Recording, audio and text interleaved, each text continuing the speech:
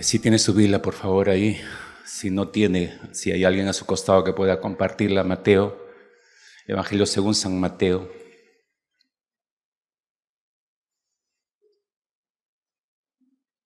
Evangelio según San Mateo, capítulo 2.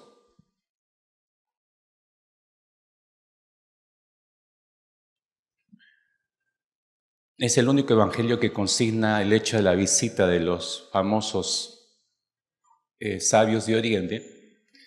Y Mateo la describe de la siguiente manera, dice el verso 1: cuando Jesús nació en Belén de Judea, en días del rey Herodes, vinieron del oriente a Jerusalén unos magos, diciendo: ¿dónde está el rey de los judíos que ha nacido? Porque su estrella hemos visto en el oriente y venimos a adorarle. Oyendo esto, el rey Herodes se turbó y toda Jerusalén con él, y convocados todos los principales sacerdotes y los escribas del pueblo, les preguntó dónde había de nacer el Cristo.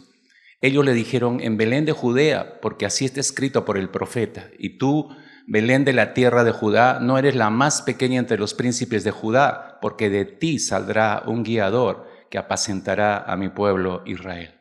Oremos. Padre, te damos muchas gracias por la revelación escrita, porque sin ella no tendríamos la menor noción de lo que ocurrió, ni cómo se desarrolló tu plan de redención, Señor, sobre esta tierra. Y te damos toda la gloria a ti, Señor, y seguimos dándola porque tú mereces todo el honor, porque tuya fue la obra, tuyo fue el plan, tuya fue la idea. Tus pensamientos siguen siendo tan más altos que los nuestros.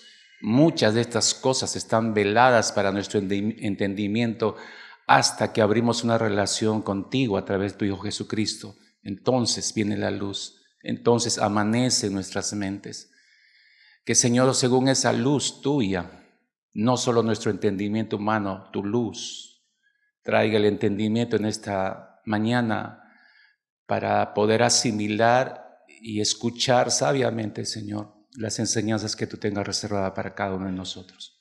En el nombre de Cristo Jesús. Amén. Mi mensaje en esta mañana, donde cerramos esta pequeña serie que empezamos hace 2 domingos hacia atrás, testigos de su encarnación, suma un grupo de personajes que en realidad a través de la historia son 3 personajes que sumamos aquí. 3 últimos personajes que parecería ser el punto central, los sabios de Oriente, por eso pusimos el título a este tercer y último mensaje. Pero como yo dije la semana pasada, el personaje principal siempre resulta siendo Cristo Jesús en todos los relatos bíblicos. Es la médula de todo el mega relato de las Escrituras. Pero estos 3 personajes que brotan de esta lectura que empecé a hacer y se extiende hasta el versículo 12, en estos primeros 12 versículos hay 3 personajes que yo quiero traer a consideración y que el Señor me impulsa a compartir a través de ellos. 3 tipos de personas diferentes una de la otra, pero lo que quiero es que no solamente es analizar algunos aspectos de la historia que son necesarios, ¿no? Algunos minimizan el hecho de la historia, pero es tan importante la historia porque es el marco referencial, es el contexto donde se desarrolla todo el plan de redención y salvación del Señor. Entonces todo mensaje está en un contexto determinado y la historia es la que nos da el contexto, por eso la historia es importantísima. No se puede desechar la historia, es vital para la comprensión. Estos 3 personajes están inmersos en un contexto histórico, pero lo que me interesa es no solamente ver algunos asuntos de historia, pero no detenerme en ellos, sino pasar a un plano mayor, digamos, es que ustedes todos nos demos cuenta cómo reaccionan estos personajes cuando Dios se les acerca. Y de ahí extraemos la enseñanza espiritual para todos y cada uno de nosotros, porque si no este mensaje, esta prédica no tendría sentido. Este sería una arenga, una historia más de Navidad, usted se va y sigue con su vida esperando el año nuevo. Pero no es la intención del Señor esta. Por eso la palabra dice que es viva y eficaz, tiene vida en sí misma y dejemos que penetre en lo profundo de nuestro ser. Entonces 3 tipos de personajes, 3 tipos de caracteres diferentes y cómo reaccionan cuando Dios se les acerca. Permítanme empezar por el primer personaje, que es el rey Herodes. ¿Por qué? Porque dice el versículo 1, cuando Jesús nació en Belén de Judea, en días del rey Herodes. Herodes es todo un personaje en realidad. Es todo un personaje. Y empezamos con Herodes, porque voy a adelantar esto. Es muy probable que mientras vayamos oyendo, vayamos descubriendo que hay algo de Herodes en todos y cada uno de nosotros. Si a alguno le parece exagerada la comparación, bueno, espere al final y usted va a comprobar esto junto conmigo. un poco colocarlos en el contexto de la historia. Dice, cuando Jesús nació en Belén de Judea, en días del rey Herodes, en días del rey Herodes, ya está haciendo historia Lucas o Mateo en este evangelio. Ya está remitiéndose a la historia en sí misma. Y es que cuando los romanos, para entender este asunto, mis hermanos, cuando los romanos capturaron Judea en el año de 63 antes de Cristo, 63 antes de Cristo, ya había un asedio permanente sobre el Imperio Romano, sobre lo que es actualmente Palestina. En los días de Antípater, Antípater era el padre de Herodes, y Antípater en ese tiempo era un hombre muy astuto, humanamente hablando, y ocupaba un cargo político, era gobernador de Edom. Si usted ve aquí en el mapa, para darle solamente una idea de cómo estaba dividido en tiempos de Jesús todo lo que actualmente es Israel, Edom estaba hacia el sur de todo lo que es actualmente Israel. De este mapa, hacia el sur estaba Edom. Los edomitas eran descendientes de Esaú, si usted recuerda en la historia. Entonces, en ese tiempo, el padre de Herodes era gobernador de Edom, y él aprovecha la coyuntura política, el ingreso del Imperio Romano, se afilia a los romanos y busca el favor de ellos, y con el respaldo romano lo nombran a Antípater, el padre de Herodes, lo nombran procurador de Judea. Judea es todo lo que ve la parte de abajo, ¿no? Un poco no en amarillo mostaza, diría yo, todo es el sector de Judea. Y es nombrado el padre de Herodes como procurador, la autoridad política nombrada por el Imperio Romano de Judea. Él aprovecha ese nombramiento y él mismo nombra a su hijo Herodes, aprovechando esa coyuntura política, lo nombra tetrarca de Galilea. Galilea está más al norte, la parte rosada, pegada al color verde, si no puede usted leer. Entonces, esa parte rosada que era Galilea, lo nombra tetrarca de la autoridad política de Galilea, a su propio hijo. Estos son los intríngulis de la política que no han cambiado hasta el día de hoy, ¿no es cierto? Es el tarjetazo, el familiar, el favoritismo, etcétera, etcétera, que ya se desarrollan esto de siglos en siglos, ¿no? Unos años más tarde después, el emperador romano Augusto extiende el territorio de Herodes. Herodes obviamente trabaja para ganarse el favor del Imperio Romano, más del que ya tenía, y en el tiempo del emperador Augusto extiende este emperador los territorios de Herodes, y donde llega a incluir casi toda Palestina. Todo lo que usted ve en amarillo es lo que el Imperio Romano le asignó a Herodes. Creció enormemente. Y al crecer enormemente el gobierno de Herodes sobre todo Palestina, entonces fue justamente ahí es donde es nombrado por el Senado romano. Herodes es nombrado rey de los judíos, así obtiene ese título. Pero ese título le trae cientos de problemas, porque él es nombrado rey de los judíos sin ser judío, porque él era edomita. Hace un instante dije su padre, Antípater, era gobernador de Edom, porque toda su familia era edomita, o de Idumea, como se le conoce también con ese otro nombre. Entonces, los propios judíos no veían con buenos ojos ese nombramiento. Entonces llegaron a hacer un anticuerpo rápidamente al entrar al gobierno, o al extender su gobierno. Herodes no lo aceptaba, uno porque no era judío y otro porque era una autoridad impuesta, y entonces lo veían como un usurpador de los legítimos gobernantes de tierras judías.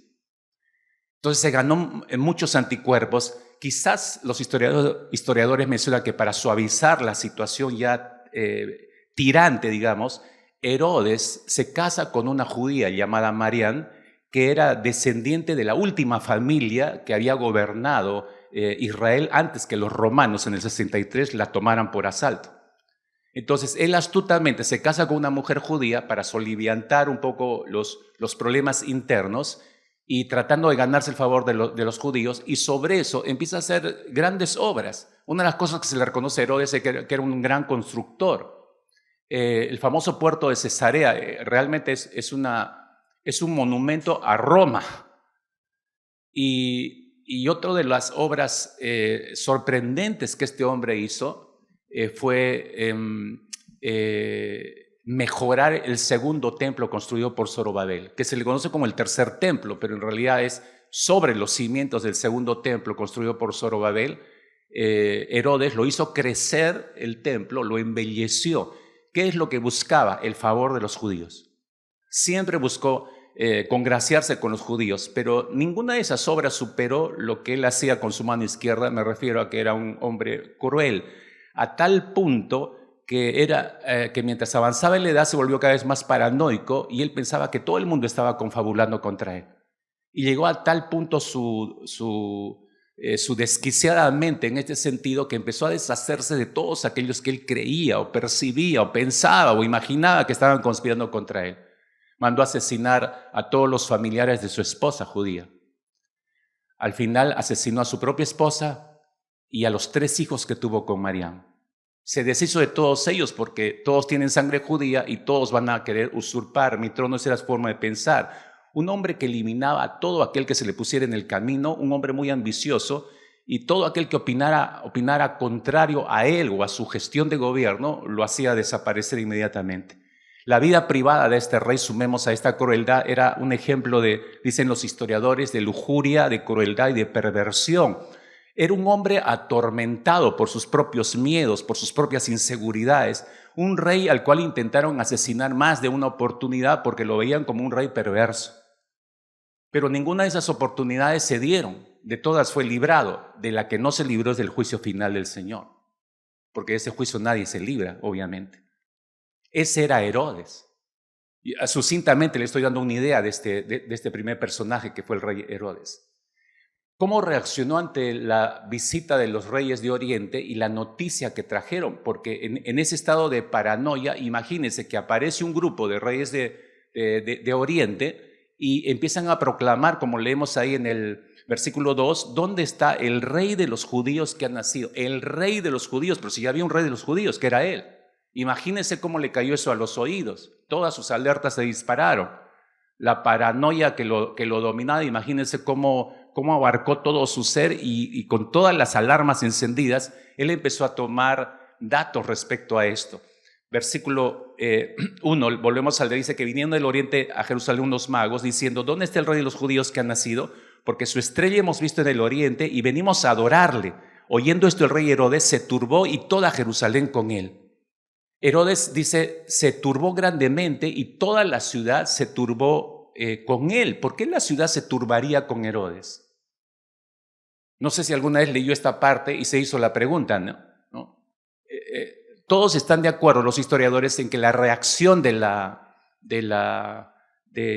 todo el resto de la ciudad de turbación fue no tanto por la visita de estos sabios de Oriente, sino fue porque conocían tan bien a Herodes, porque sabían que este hombre era inesperado, sus reacciones, dependía cómo amanecía y las acciones que tomaba a continuación, dependía del estado de ánimo en que esté Herodes. Entonces todos conocían ese estado emocional del rey y sabían lo peligroso que era si algo aparecía en el camino que le hacía sentirse amenazado. Todos sabían las reacciones que tendría Herodes. Y es muy probable, dicen los historiadores, que la turbación del pueblo fue justamente cuando vieron que Herodes se turbó. Entonces el miedo en Jerusalén fue, ¿qué va a hacer este hombre ahora? ¿Cómo va a reaccionar? Y no se equivocaron, porque ustedes saben bien que por la experiencia mismo que ellos tenían, el agitar las emociones de Herodes significaba alguna muerte, que iba a correr sangre. Y exactamente eso ocurrió. Herodes mandó matar a todos los niños menores de 2 años en Belén y sus alrededores para asegurarse que nada gestara un peligro a su propio trono, su reinado. Pero regresemos al curso de la historia. Herodes convoca, según lo que leemos a continuación, convoca a los principales sacerdotes, a los escribas, para saber más sobre este asunto. Y los religiosos del tiempo, versículo 5, le dan el dato, ¿no? Le dicen, el profeta Miqueas, hace aproximadamente más de 700 años atrás, ya profetizó dónde nacería el Salvador, el Mesías, en Belén. Pero Herodes, recuerde, está recabando información, está indagando astutamente la información. Esta profecía que los religiosos le dan a conocer a Herodes, nos muestra algo importante, mis hermanos, que esa profecía y muchas otras nos muestran y nos confirman que Cristo Jesús nunca hubiera podido cumplir por sí mismo estas profecías o fabricarlas adrede para favorecerse a Él. Y ni muchas otras que se cumplieron al pie de la letra a lo largo de su vida. Porque escuche esto, para poner un ejemplo nada más, nadie puede decidir en qué familia van a nacer y quiénes van a ser los padres. Nadie puede decidir eso. Solamente Dios puede decidir ello. Cristo nació, mis hermanos, en el lugar preciso, en el tiempo preciso y en la familia precisa. Es el Dios del tiempo y de las circunstancias, y hemos visto en el primer mensaje esto. Herodes astutamente, obviamente, llamó a los sabios en secreto y muy probable para no despertar sospechas entre el pueblo, la gente que ya sabían cómo iba a reaccionar. Entonces ya Herodes recaba la primera información. Tiene una profecía dada por el profeta Miqueas. Entonces ahora tiene que calcular el tiempo, la edad del recién nacido. Entonces la pregunta, no hace la pregunta directa a los sabios de Oriente, porque él pudo haber preguntado directamente lo siguiente: ¿qué edad creen ustedes que tiene el niño ahora? Este niño que ha nacido, ¿qué edad tiene? Pudo haber sido directo en la pregunta, pero él no hablaba así, él hablaba con indirectas, con sutilezas. Entonces la pregunta fue sutilmente a los sabios de Oriente y les dijo: ¿cuándo fue que apareció la estrella? Les preguntó. Él está haciendo sus cálculos. ¿Cuándo fue que apareció la estrella? Fue en base a esa información que le dieron los sabios de Oriente que él calculó la edad del niño. Fíjense en el versículo 16 del capítulo 2. Dice justamente: Herodes entonces, cuando se vio burlado por los magos, se enojó mucho y mandó matar a todos los niños menores de 2 años que había en Belén y en todos sus alrededores, conforme al tiempo que había inquirido de los magos. Fue su cálculo. Porque no fue solo una decisión así a ver, ¿a quién mato? ¿A todos los niños de menores de 2 años? No. Hizo sus cálculos ahí con la información recibida. Así que ese dato que acabamos de leer, este verso 16, por eso nos permite aclarar una, no sé, duda incógnita que tiene mucha gente. Es incorrecto, mis hermanos, ubicar a los sabios de Oriente en el pesebre de Belén en el momento que nació Jesús, como vimos, por ejemplo, en el video hace unos instantes. Que llegan los sabios y ahí está el niño recién nacido. No calza con el tiempo, en realidad. Cuando Jesús recién había nacido y estaba en ese pesebre. No, ya había pasado, el cálculo es por lo mínimo, los historiadores calculan unos 2 años hacia adelante. ¿Por qué? ¿En base a qué? Fíjese el versículo 11 lo que dice. Dice que verso 10, al ver la estrella, dice, los sabios de Oriente se regocijaron con muy grande gozo, y al entrar, ¿dónde dice? En la casa, no dice en el establo, vieron el pesebre, no dice, al entrar en la casa, vieron al niño con su madre María y postrándose lo adoraron, ¿no? Jesús ya no era un recién nacido, ya por lo mínimo tenía 2 años y estaba viviendo en una casa, ya no estaba en un establo. Cuando Herodes habla con los sabios, les hace una petición, si ustedes se dan cuenta, y voy desembocando de lo histórico, quiero entrar a este punto que es sumamente importante en la vida espiritual de nosotros los creyentes y la lección que sacamos aquí. Cuando conversa con los sabios, Herodes les hace una petición específica. Fíjense en el versículo 8. ¿Cuál es la petición? Es esta: id allá, averiguad con diligencia acerca del niño, y cuando le halléis, hacedmelo saber para que yo también vaya y le adore. Wow, digo yo, Herodes usa una tremenda palabra, mis hermanos. Algunos creo que conocen este término. ¿Cuál es el término que utiliza Herodes aquí para averigüen, para que yo también vaya y le adore? Es la palabra proskuneo. Y ese término griego se traduce como caer a los pies de alguien, ¿no? Para rendir homenaje, postrarse para besar la mano, es rendir máximo honor. Me postro para rendir máximo honor. Eso está diciendo Herodes, pero él lo está usando como una expresión más religiosa, y yo no creo que haya entendido la profundidad del término de lo que él estaba diciendo. En este relato bíblico de estos 12 primeros versículos de la historia, se repite solamente 2 veces la palabra adorar. Es en el versículo 2, cuando los sabios llegan y preguntan dónde está el rey de los judíos que ha nacido, queremos ir para adorarle. Ahí aparece la primera vez en estos 12 primeros versículos. Y la segunda vez en el versículo 8 que acabamos de leer, cuando Herodes les dice a los sabios, vayan, ubíquenlo para que yo vaya y adore al niño recién nacidos. Ustedes pueden apreciar inmediatamente dos actitudes diferentes de adoración. Hay una actitud de adoración, una comprensión de lo que es la adoración de los magos de Oriente, y hay un concepto de adoración que es totalmente y distante del concepto de los sabios de Oriente, el concepto que está manejando Herodes.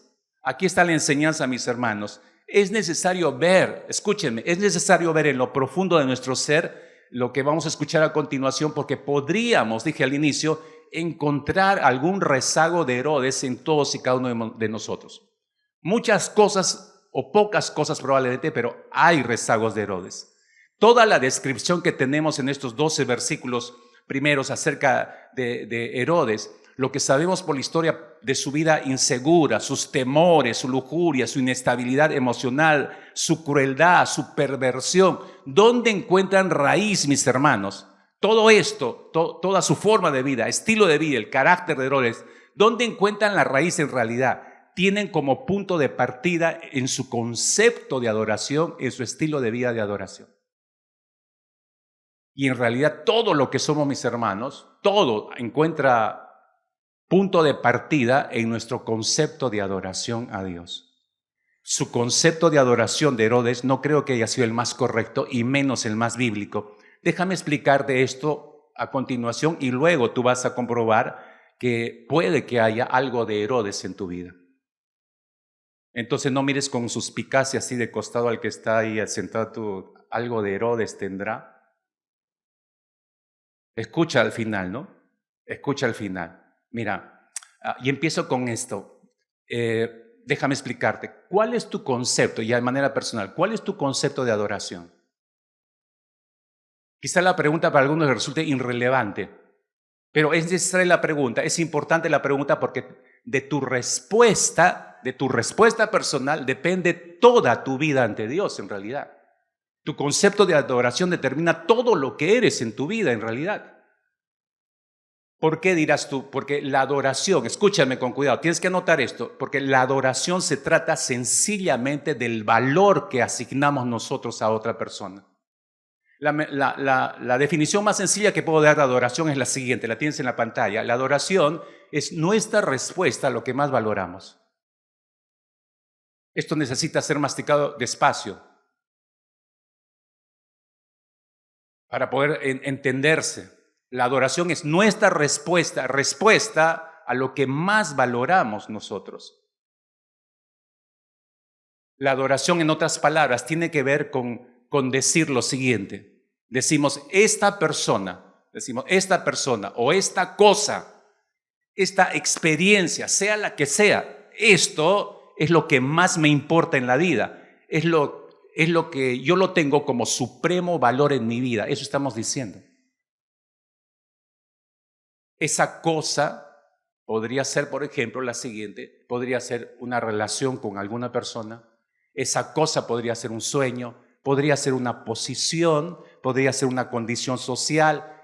Esa cosa podría ser algo de tu propiedad, una empresa, una profesión, un emprendimiento. Esa cosa podría ser un hombre o una mujer de manera específica, un empleo, algún tipo de placer. Lo llames como lo llames, esa cosa es lo que tú has concluido en tu corazón, que es lo que tiene más valor para ti. Esa es la conclusión. Tú le has asignado ese valor y ese valor lo has puesto hasta por encima probablemente de Dios mismo. Y sea lo que sea que tengas en mente, en tu corazón, lo que sea que tiene mayor valor para ti, eso es lo que tú adoras. Eso es justamente lo que tú adoras. ¿Qué tenía mayor valor para Herodes? Él mismo, su reino, sus cosas personales, sus planes, sus deseos. ¿Qué tiene mayor valor para ti? ¿Qué es lo que tiene mayor valor para ti? Pues eso es lo que tú adoras. La adoración es en esencia, vamos a decirlo así, la adoración es en esencia declarar lo que más valoramos. Como resultado, la adoración estimula nuestras acciones, convirtiéndose en la fuerza motriz de todo lo que hacemos. ¿Estás leyendo bien? Mira lo que hace la adoración. Por eso es importante mi concepto de adoración y cómo manejo la adoración. Porque la adoración me estimula todas mis acciones y se convierte en la fuerza motriz de todo lo que yo hago. Ahí se ve realmente dónde está puesta mi adoración. Escúcheme lo que voy a decirle con cuidado. Todas las personas en este mundo, las personas que se consideran que conocen a Dios, las personas que dicen que no conocen a Dios, las personas que se consideran religiosas y las que dicen que no son religiosas, las personas que dicen creer en Dios y las personas que dicen que no creen ni en Dios ni en nadie, no importa. Todas las personas en este mundo, todas tienen un altar. Todo el mundo tiene un altar. Y todo altar, tú sabes, tiene un trono. Todos tienen un altar y en ese altar siempre hay un trono, siempre va a haber un trono. Así que, ¿cómo sabes tú? Escúchame, por favor. ¿Cómo sabes tú dónde adorar y a quién adorar? ¿Cómo sabes tú a qué adorar? ¿Cómo identificas a quién estás adorando en realidad? No es complicado, te diré. Y te doy la clave si tú estás haciendo un seguimiento para tu propia vida antes de cerrar este año. ¿Cuál es la clave? ¿Cómo puedes identificar a quién estás adorando en realidad? Es sencillo, te dije. Solo tienes que seguir el rastro de tu tiempo. Solo tienes que seguir el rastro de tus afectos. Solo tienes que seguir el rastro de tu energía. Solo tienes que seguir el rastro de tu dinero. Solo tienes que seguir el rastro de tu fidelidad. Al final de ese sendero, si sigues el rastro, al final de ese sendero, siempre vas a encontrar un trono. Siempre vas a encontrar un trono. Y lo que sea o quien sea que esté en ese trono, eso es lo que más vale para ti. Y eso es lo que más adoras tú. A quien está en ese trono, al final de ese seguimiento, es a quien tú estás adorando ahora. ¿A quién tienes en el trono de tu vida? Si haces ese seguimiento, llegas al trono en lo profundo de tu corazón. ¿Quién está en ese trono? Nosotros podríamos decir, la gran mayoría, si yo haría la pregunta así a quemarropa, todos podrían decir de labios que creemos en el Señor, que amamos a Dios, que seguimos a Cristo Jesús. Podemos decir que Cristo es nuestro Señor y nuestro Salvador, sí, pero si tú sigues el rastro de tu corazón, como te digo, entonces empieza a hacerte la pregunta mientras vas haciendo el seguimiento del rastro, si tienes la valentía de hacerlo. ¿Todo tu tiempo es de Cristo? Si haces el seguimiento, todo tu tiempo, el tiempo que tú lo empleas, todo tu tiempo es de Cristo.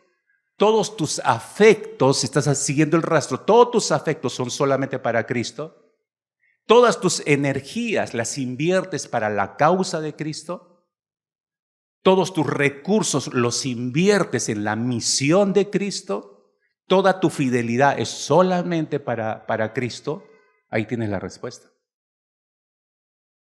Ahí tienes la respuesta. ¿A quién tienes en el trono? Herodes no tenía espacio en el trono de su corazón para un rey diferente. No había espacio. Solo había espacio para un rey en su corazón y era él mismo. Como probablemente para algunos que están presentes, no hay espacio para Cristo. Crees en Él, sí, te gusta leer la Biblia, te gusta venir a la iglesia, cantas algunas canciones, entiendes lo que se está diciendo, sí, pero Él no es tu rey. Porque tú sigues siendo el rey. Siempre he dicho esto, para que Él reine, tú tienes que abdicar a tu trono. Si no hay abdicación, no hay reinado del mejor rey que puede tomar nuestras vidas. ¿A quién colocas tú como amo, como Señor, Rey soberano, único dueño de tu corazón? ¿Quién está al final sentado en ese trono, al final del seguimiento de tu corazón? Déjame darte un cuadro exacto de quién debe estar en el trono. Y si no encuentras a esa persona en el texto que voy a leer a continuación, entonces ya te imaginarás, de repente, ahí está tus rezagos de Herodes. Apocalipsis capítulo 4 es un capítulo majestuoso que nos da una visión de lo que es la adoración celestial. Dice en el versículo 10, habla de 24 ancianos. Apocalipsis 4:10 dice, a los 24 ancianos, dice, se postran delante del que está sentado en el trono. Hay un trono. Y ellos están postrando delante del que está sentado en el trono. Eso significa que ninguno de los 24 están sentados en ese trono. Tendrías que leer todo el capítulo para darte cuenta quién está sentado en el trono. Dios. Ellos están postrando delante del que está sentado en el trono y adoran al que vive por los siglos de los siglos, ese es Dios, echan sus coronas delante del trono diciendo, Señor, digno eres de recibir la gloria, la honra, el poder, porque tú creaste todas las cosas y por tu voluntad existen y fueron creadas. ¿Quién está sentado en ese trono? Dios. Tú terminas el seguimiento de tu corazón. ¿Quién debe estar sentado en ese trono? Debería estar Dios. Pero probablemente no está. ¿Todo tu tiempo es de Cristo? ¿Todos tus recursos son de Cristo? ¿Toda tu fidelidad es de Cristo? ¿Todos tus afectos son de Cristo? Haz el rastreo y te vas a dar cuenta quién está sentado en el trono de tu corazón. Herodes solo tenía un rey y no tenía espacio para un nuevo rey. Era él, por eso tenía pavor de que apareciera otro que le quitara el lugar. Esa es la reacción de aquel cuando se acerca a Cristo. Y espero que no sea tu reacción. No cederle, no abdicar al trono, encantado Señor, es tuyo ahora, mi vida es tuya. Segundo personaje, regresamos a Mateo. Regresamos a Mateo capítulo 2. Acabamos de leer. Versículo 4 dice, convocados todos los principales sacerdotes, escribas del pueblo, le preguntó dónde había de nacer Cristo. Y ellos le dan la cita del profeta Miqueas, ¿no? En Belén de Judea. Estos son los segundos personajes y también tienen algo que enseñarnos. Y otra vez, así como puede haber rezagos de Herodes en todos y cada uno de nosotros, también puede haber rezagos de los religiosos. Ojo, también puede haber rezagos de los religiosos. Déjame explicarte. Mira, ellos le dan la respuesta, verso 5, en Belén de Judea, porque así está escrito por el profeta. Mientras ellos le van dando la respuesta, capta, por favor, la actitud de esta gente religiosa. Esto es importante, capta la actitud. ¿Ya has visto la actitud de Herodes? Se turbó, dice. Manda a averiguar y mira la reacción de estos religiosos. En Belén de Judea, así está escrito por el profeta. Tu Belén de la tierra de Judea, tú eres la más pequeña entre los príncipes de Judá, porque de ti saldrá un guiador que apacentará a mi pueblo Israel. Punto. Le dieron la información. ¿Y qué tú aprecias a continuación? Nada. No hay ninguna reacción de estos hombres religiosos. A mí particularmente, no sé a ti, me llama poderosamente la atención la reacción de los sacerdotes y de los escribas. Ellos escuchan lo que dicen los sabios de Oriente, conocen la profecía bíblica, pero aún así se la dan al rey Herodes, de memoria diría yo, pero aún así te das cuenta muestran indiferencia. No hacen nada. No reaccionan de ninguna manera. Los sabios de Oriente que tenían menos información que ellos se movieron, escúchame, cientos de kilómetros se movieron para conocer a Jesús y adorarle. Pero estos líderes de Israel, teniendo ahí mismo, nacido en su propia tierra, nacido el Mesías, tenían toda la información por revelación de Dios, tenían al Salvador a la vuelta de la esquina, no hicieron absolutamente nada por ir a conocer al recién nacido. Es como si te preguntaran a ti, ¿dónde dice que de tal manera Dios amó al mundo? Ah, sí. ¿Dónde dice eso, hermanos? ¿Cómo? Lo sabes. ¿Por qué? ¿Porque eres religioso? ¿Religiosa? ¿Y por eso conoces Juan 3:16? No sé si me están entendiendo. Esa es la respuesta que dieron los religiosos. ¿Dónde van a nacer? El profeta Miqueas dijo tal y tal y tal cosa, en Belén de Judea. Conocían la información. Lo que siempre decimos, era información teológica en su mente, que nunca había descendido a sus corazones. Fueron totalmente indiferentes, ni se airearon con Herodes, ni dijeron, oye, vamos a comprobar esto, ¿dónde dijo que fue en Belén? Vamos a comprobar esto. Nada, como los pastores, vamos a ver lo que se nos ha dicho. No hicieron absolutamente nada. Flavio Josefo, el historiador judío de ese tiempo, más reconocido, él distingue tres grupos de religiosos. Y tengo que decir esto para otra vez ponernos en contexto. Tres grupos religiosos. Él dice que estaba el grupo de los fariseos, de los saduceos y de los esenios. Y había un cuarto grupo incluso llamado los celotes. Pero los celotes, no voy a tocar, era un grupo más, conocía las escrituras, pero era un grupo más revolucionario. De hecho, que uno de los discípulos de Jesús era de ese grupo, los celotes, Simón. Pero permíteme ocuparme de los tres primeros para ponerte en contexto. Los saduceos no eran el grupo más numeroso, ojo, eran el grupo minoritario, pero sí eran los más influyentes en ese tiempo porque era gente de la alta sociedad. Era la gente de la alta sociedad.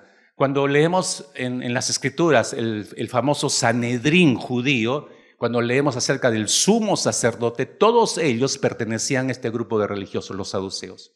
Era gente que pertenecía a este grupo, eran personas que conocían bien las escrituras. Ojo, conocían bien las escrituras, eran bien rígidos en la práctica porque ellos creían en la ley y ellos decían lo más importante para Dios es respetar la ley y obrar según la ley.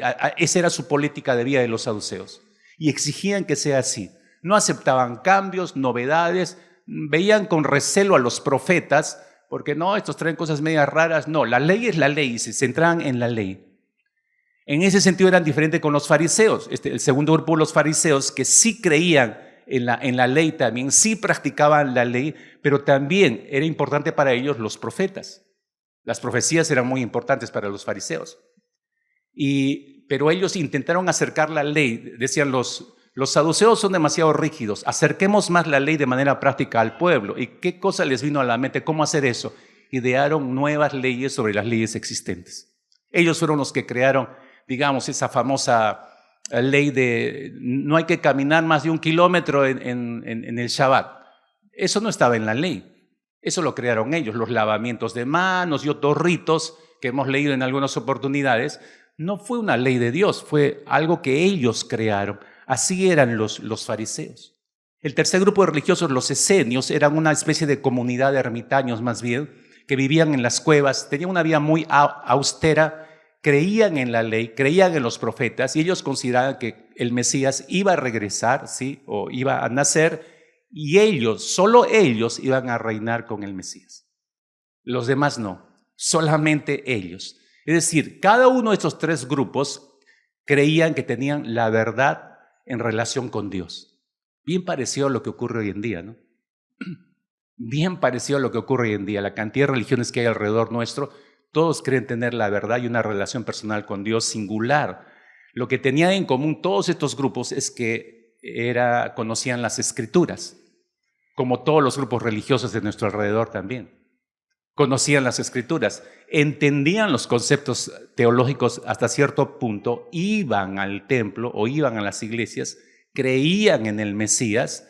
¿Acaso no se parece todo eso a las religiones de hoy en día? ¿Acaso no vivimos exactamente algo parecido? Gente que también conoce la Biblia, va a las iglesias, saben conceptos teológicos en sus mentes, entienden hasta cierta medida esos conceptos teológicos, creen en el Señor Jesucristo, esperan la segunda venida del Señor Jesucristo, pero recordemos que no basta con creer, hermanos. ¿Recuerda usted lo que dice Santiago en su carta, al capítulo 2, versículo 9, hablando de la unicidad de Dios? Dice, ¿tú crees que Dios es uno? Bien haces. También los demonios creen. La diferencia entre los demonios y nosotros es que nosotros creemos y no temblamos. Los demonios por lo menos tiemblan.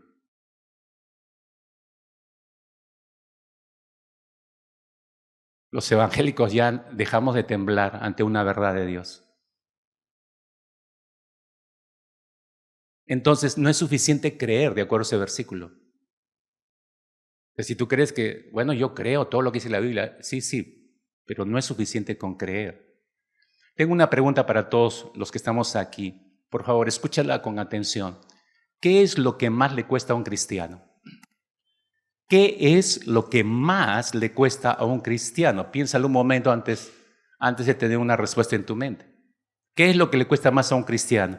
¿Qué es lo más difícil en la vida cristiana?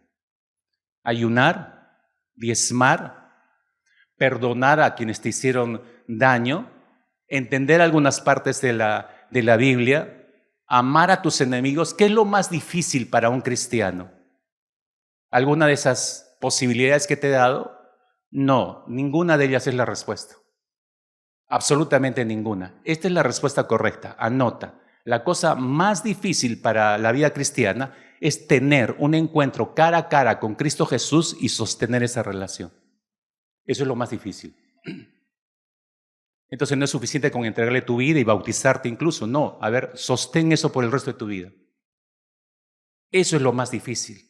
Lo que ningún ser humano por sí mismo jamás podrá lograr, mis hermanos, es lo que al mismo tiempo todo ser humano necesita. ¿Y qué necesita todo ser humano? Conocer a Dios. Tener una relación personal, un vínculo real con Cristo Jesús. Si quieres, lo podemos decir de otra manera, la parte más difícil en la vida cristiana es disfrutar a Dios. Y jamás vas a poder disfrutar a Dios si primero no le entregas tu vida, no lo conoces y no cultivas esa relación. ¿Cómo llegar a disfrutar de una persona si no pasas tiempo con esa persona? ¿Me entienden?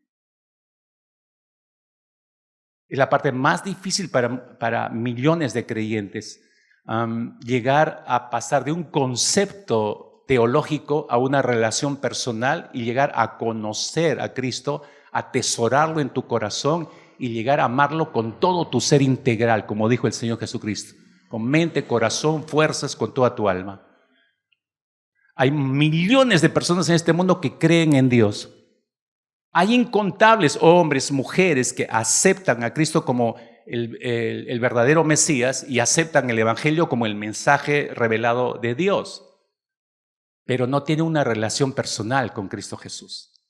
Lee esto con cuidado. ¿El problema cuál es? El problema es que el cristianismo verdadero no es aceptar una idea, hermanos y amigos. No es solo creer un mensaje, no es estar convencido de conocer una serie de doctrinas. No, el cristianismo verdadero es haber conocido íntimamente a una persona. Escúchame, no es creer algo, es haber tenido un encuentro con alguien y ese alguien es Cristo.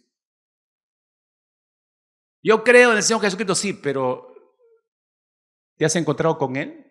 ¿Lo conoces realmente? ¿Has cultivado esa relación? ¿Sabes qué es un cristiano verdadero? Una persona que ha tenido un encuentro cara a cara con Jesucristo y desea, de todo su ser, desea prolongar esa relación. A mí me pareció tremendamente revelador esta frase de John Flavel, un puritano inglés del siglo XVI. Mira lo que dijo este puritano. Dijo, la mayor dificultad en la conversión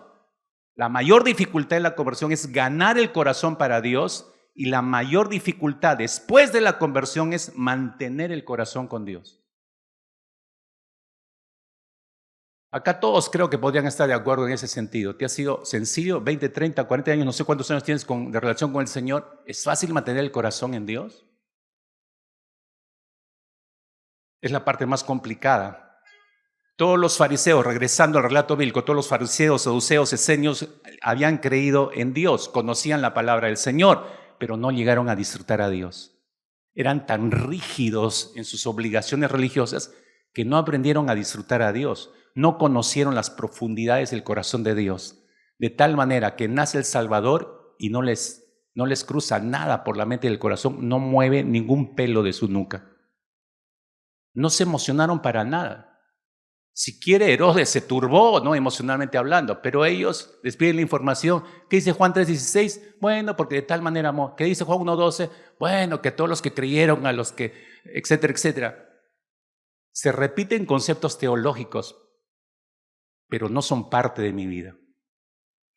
Por eso pasaron desapercibido el nacimiento del Señor. Pero, ¿cómo se describe un encuentro con Jesús? Te preguntarás. ¿De qué se trata? ¿Es una experiencia mística? Hay que tener una visión, hay un tipo de éxtasis, hay una emoción muy fuerte en el corazón. No necesariamente tiene que ocurrir esto, aunque podría darnos el Señor algún aspecto, alguna experiencia emocional, aunque algunas veces se puede incluir nuestras emociones, pero tener un encuentro genuino con Dios es algo mucho más profundo que esto. Anota, por favor, que esto es importante. Yo digo anota porque necesitas revisarlo después, ¿no? Necesitas releerlo y masticarlo despacio. Anota esto, es llegar a tener una percepción real, sentida y genuina del valor de Dios. ¿Qué es el verdadero cristiano? Es llegar a tener una percepción real, sentida, genuina del valor de Dios. Acuérdate del concepto de adoración. Es el valor que asignamos a Cristo. Seguimos en esa línea del valor asignado a Dios. Lo pongo esto en palabras del propio Señor Jesucristo. ¿Cómo lo dijo Cristo Jesús? Mateo capítulo 13, versículo 44 en adelante. Para Jesús fue como encontrar un tesoro. Él dijo además, el reino de los cielos es semejante a un tesoro escondido en un campo, el cual el hombre halla y lo esconde de nuevo y gozoso por ello va, vende todo lo que tiene, compra aquel campo. También el reino de los cielos es semejante a un mercader que busca buenas perlas, que habiendo hallado una perla preciosa, fue y vendió todo lo que tenía y la compró. De eso se trata el cristianismo, de eso se trata la relación con el Señor, es entender que has encontrado el mejor de los tesoros y la mejor de las perlas preciosas y perderlo todo por ganar ese tesoro y mantenerlo el resto de tu vida. De eso se trata el cristianismo, mis queridos hermanos. El apóstol Pedro lo expresaría de esta manera. Cuando habla de nuestra fe de los creyentes hacia Cristo Jesús, dice, nuestra fe es más preciosa que el oro perecible. ¿Por qué dice eso el apóstol Pedro? Lee conmigo, 1 de Pedro, capítulo 1, versículo 8. Es tremendo este versículo. Dice, ustedes aman a Jesucristo a pesar de que nunca lo han visto. ¿Entiendes eso, verdad?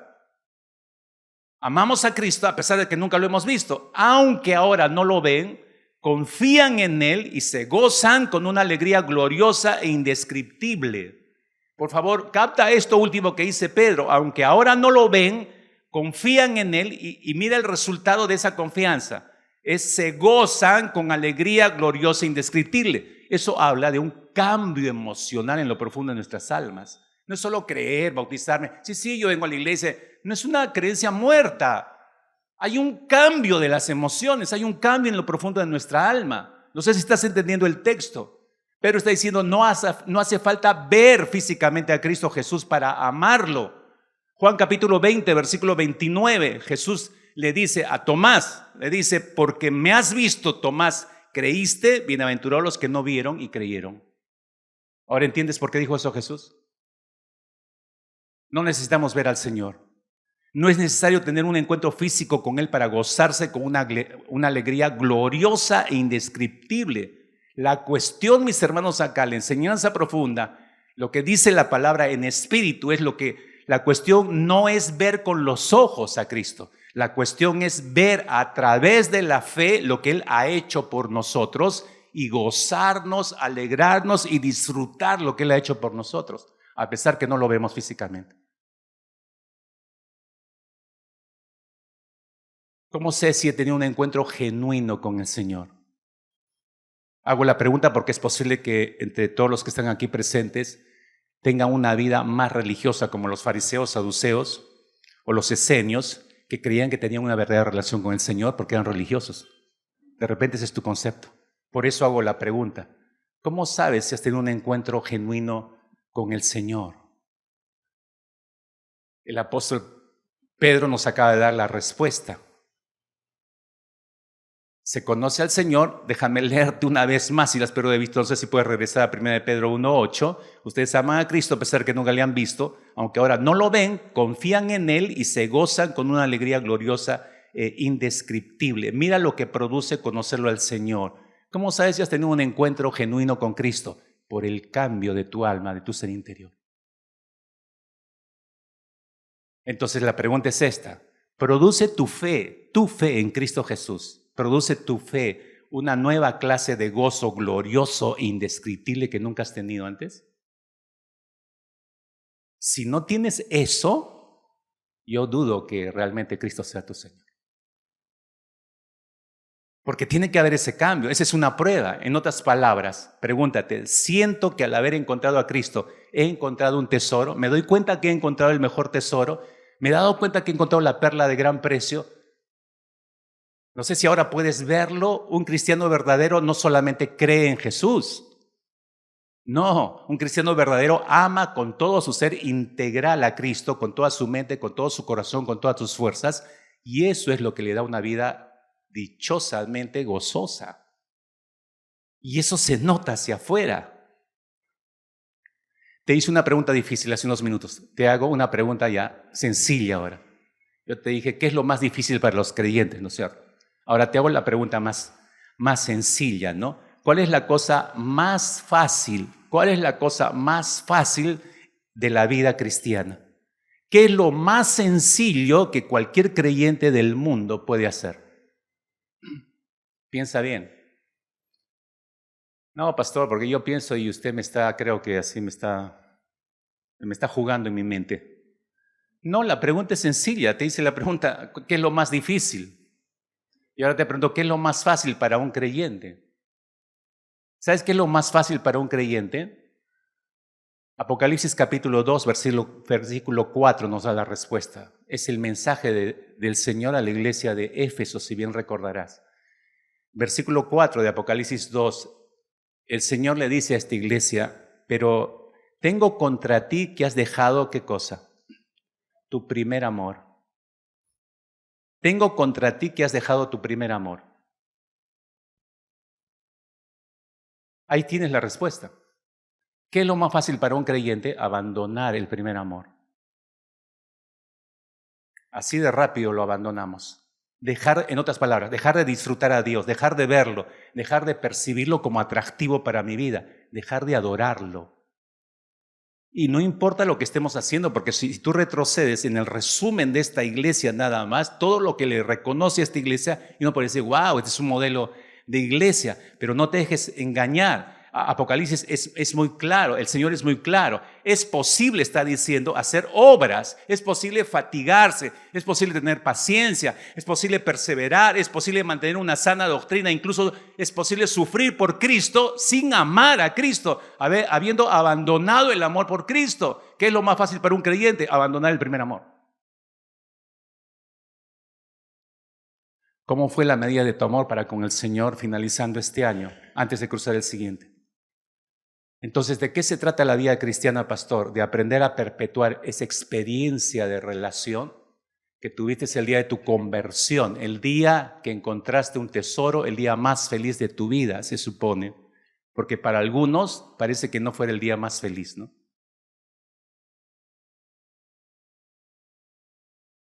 Me parece que es necesario, mis hermanos, y quiero ir terminando para ver si hay rezagos en mi interior de un Herodes o de una persona religiosa. Necesitamos ver si hay rezagos. Y termino, obviamente, con los sabios de Oriente. Y no voy a entrar en este plano. No se asuste porque alguno estará pensando, wow, si ya recién me entra el pastor al tercer, tenemos para media hora para hablar de los sabios de Oriente. No. Yo dije al inicio mi mensaje es sencillo, puntual, 3 personajes, y termino como la semana pasada con ese tercer personaje como conclusión, que son los sabios de Oriente. No voy a entrar en este terreno de discusión de cuántos eran, cuántos camellos eran, cómo se llamaban los camellos o cuál era el nombre de los sabios. No voy a entrar en esos detalles, por qué incienso, por qué mirra, por qué oro. Cientos de veces han escuchado eso. No me interesa esa parte. Me interesa escurrir el pasaje y qué nos enseñan estos hombres. Eso me interesa. Ahora estamos cerrando el año, estamos cruzando hacia el siguiente. Creo que hay 2 cosas necesariamente a pensar. ¿Hay rezagos de Herodes en mí para no arrastrarlo el siguiente año? ¿Hay rezagos de ser una persona religiosa nada más y no tengo una relación viva con el Señor y eso puedo arrastrar al siguiente año? Existe esta posibilidad, mis hermanos. Y cerrando el tema, antes de cruzar el año siguiente, creo que debemos seguir el ejemplo de los sabios de Oriente, no de Herodes, no los religiosos, sino el ejemplo sabio de estos sabios de Oriente, ¿no? Conocer a Cristo Jesús y sostener esa relación con Él, mis hermanos, permanentemente demanda sendos sacrificios ineludibles. Y permítame extraer 4 lecciones rápidamente de la vida de estos sabios y luego estaremos orando. Primera, renunciar a nuestra comodidad y recorrer las millas necesarias para tener un encuentro personal con Cristo. Mateo capítulo 2, versículo 1, leímos que vinieron del oriente a Jerusalén. Los historiadores dicen que estos hombres, al mínimo, tuvieron que haber recorrido unos 1,600 a 2,500 kilómetros al lomo de camello, hermanos. No es que compraron su ticket, su boleto, el check-in y avión a Jerusalén. No. a punta de camello.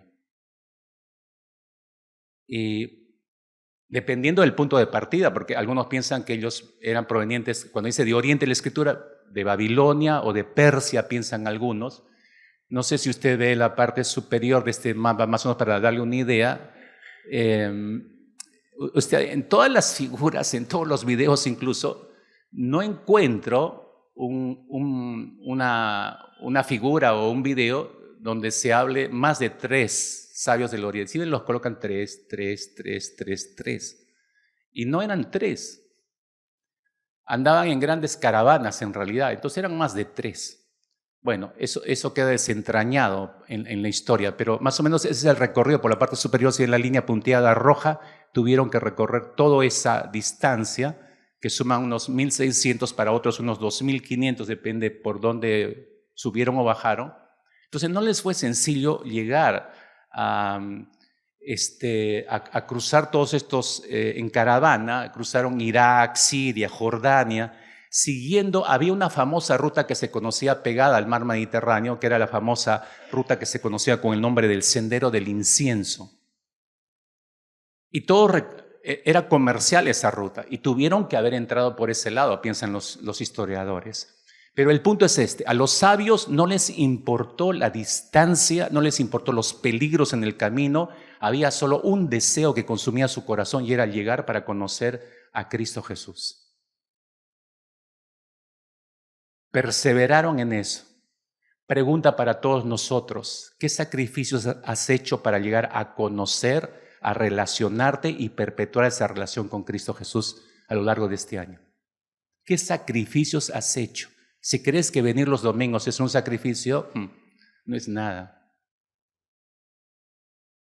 ¿Qué sacrificios has hecho a lo largo de todo este año para llegar a conocer, a relacionarte y perpetuar esa relación con el Señor Jesucristo?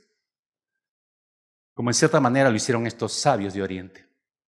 Segunda lección de estos sabios: los sabios no se contentaron con saber las profecías o las señales que anunciaban el nacimiento del Salvador. No es que tenían solo la información y ya quedarse tranquilos. ¿Para qué hace tal movimiento y malograron los riñones, la espalda en el camello? No. Son iguales, los sabios son iguales a los pastores de Belén, quienes recibieron la noticia, ¿recuerdan? Y reciben la noticia, desaparecen los ángeles y ellos: vamos a ver lo que se nos ha dicho. Sin dudar fueron, creyeron, ¿no? Los pastores no se contentaron con recibir la revelación profética del Mesías, fueron a conocerle. Igual, los sabios de Oriente, ellos estudiaron las señales y entendían acerca de esto. No se limitaron con tener la información a través de las señales, sino que salieron al encuentro del Salvador del mundo. Hoy hay muchas señales, hermanos, y tú sabes perfectamente, hay muchas señales que anuncian el segundo retorno del Señor, y cada vez eso está más cerca. Son muchísimas señales. Entonces la pregunta es para nosotros en esta mañana: ¿conoces esas señales proféticas? Ha habido toda una serie que hemos tocado acá, había una conferencia con tema escatológico. ¿Conoces las señales proféticas? ¿Sabes acerca de la venida de Cristo Jesús? Si tu respuesta es sí, entonces ¿qué estás haciendo con ese conocimiento bíblico? Porque no se te entregó para que te lo guardes o lo anotes y lo archives. No, te equivocaste. Estás día a día tú saliendo a vivir tu fe, estás compartiendo esta información, estás dándole esperanza a otras personas a través de esa información teológica, estás anunciando al Mesías que ya nació y puede venir a reinar el corazón de quien lo recibe. Esa es la pregunta. Tercer lección para nosotros de los sabios de Oriente: no se contentaron con solo conocer al Salvador del mundo, sino que vinieron con el propósito de adorarle y le adoraron. Entonces la pregunta, después de haber escuchado el verdadero concepto de adoración en esta mañana, la pregunta es: ¿tu deseo de adorar a Cristo es un deseo como el de Herodes o es un deseo como el de los sabios de Oriente? Cuando tú piensas en adorar al Señor, ¿cuál es tu deseo de adorarle? ¿Bajo el concepto de Herodes? O sea, no quiero un rey, yo soy el rey. ¿O es el de los sabios de Oriente? Espero, según Efesios capítulo 1, ¿sabías que hemos sido creados para la alabanza de la gloria del Señor? ¿Sabías eso? estás cumpliendo ese propósito en tu vida diaria, ahí te vas a dar cuenta realmente que has abandonado tu primer y único amor si no estás cumpliendo el propósito de existencia. Ahí rápidamente te das cuenta que que has abandonado tu primer amor. Un último detalle para terminar, una última lección. Cuando los sabios llegaron a Jesús, ¿qué hicieron los sabios? Dice el texto que se regocijaron con muy grande gozo. Si lees ahí el versículo 10 de Mateo 2, dice, al ver la estrella se regocijaron con muy grande gozo. Y al entrar a la casa vieron al niño con su madre María y se postraron. Y se postraron. Entonces, lo que quiero que se den cuenta es lo siguiente. Los sabios cuando llegan se regocijaron, por eso digo con grande gozo. Esto es lo que produce en el ser humano cuando tienen un auténtico encuentro con Cristo Jesús. Escúchame. Cuando hay un verdadero encuentro con Cristo Jesús, yo te decía hace unos minutos atrás, todo nuestro ser, nuestra alma cambia. Cuando hay un encuentro real con Cristo Jesús, hay un grande gozo, hay una gran felicidad y alegría nunca antes experimentada. Nunca antes experimentada. ¿Y saben por qué? Porque este grupo de sabios, ¿qué es lo que percibieron para sentir ese gozo y su alma haya sido transformada? Porque estoy casi seguro, podría decir esto, porque cuando entraron y se postraron delante del Señor y adoraron, en su corazón, verdaderamente lo adoraron. Ustedes vieron en el video lo emocionados que estaban. Es un aproximado. Estaban emocionadísimos de ver al recién nacido. Y es muy probable, lo voy a decir de esta manera, en que se miraron y se dijeron entre sí, valió la pena hacer todo este recorrido. Realmente valió la pena todo el sacrificio, todo el sufrimiento, porque hemos comprobado y hemos experimentado a lo largo de todo el camino desde el lugar de que hemos venido, hemos comprobado la bondad de Dios en su cuidado, provisión, en todo lo que necesitamos. No tuvimos problemas, no nos asaltaron, no murió nadie y todos llegamos con bien. ¿Por qué? Por la bondad de Dios. Estaban ahí postrados adorando, dando gracias a Dios por su inmensa bondad por sus vidas. ¿No crees que es importante terminar esta mañana dándole gracias al Señor por sus bondades, por todo lo bondadoso que ha sido contigo y tu familia a lo largo de todo este año? ¿No es justo eso, mis hermanos? Si hay eso en tu corazón, cierra tus ojos, por favor, ponte de pie en silencio y dile gracias, Señor, por tu bondad. Nunca, Señor, nunca olvidaré las inmensas bondades que has tenido para conmigo a lo largo de todo este año. Y por eso te alabo y te bendigo, Señor. Sí, Padre. Te amo, Dios. Tu amor nunca me falla. Y existir en tus manos está. Desde el momento en que despierto hasta el anochecer.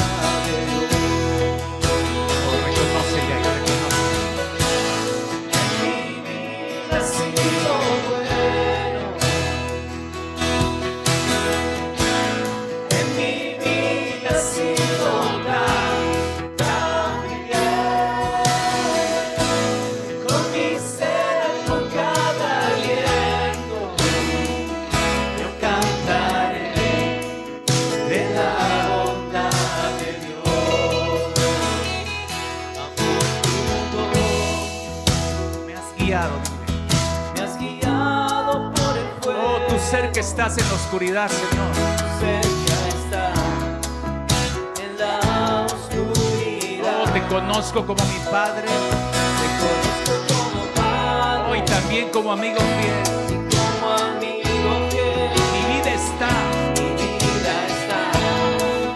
en la bondad de Dios. En mi vida ha sido bueno. Gracias, Señor. En mi vida ha sido larga y fiel. Con mi ser con cada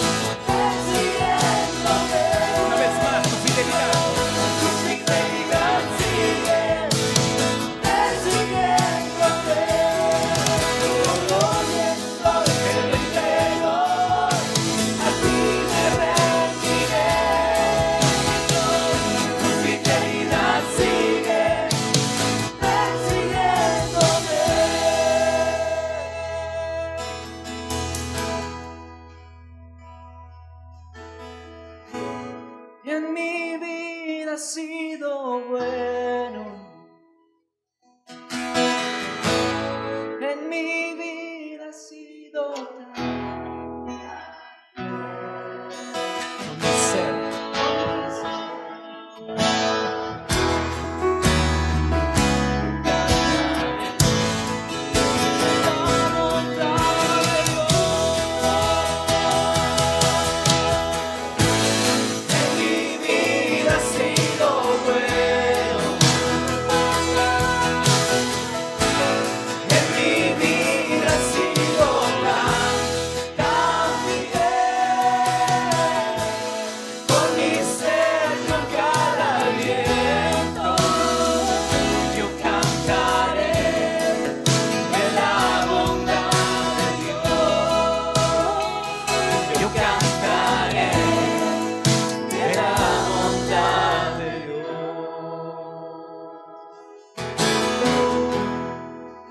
Tomas un instante ahí donde está, por favor, cierre sus ojos. Dé gracias por la bondad de Dios en este día. De todo corazón, dele gracias por su gran bondad.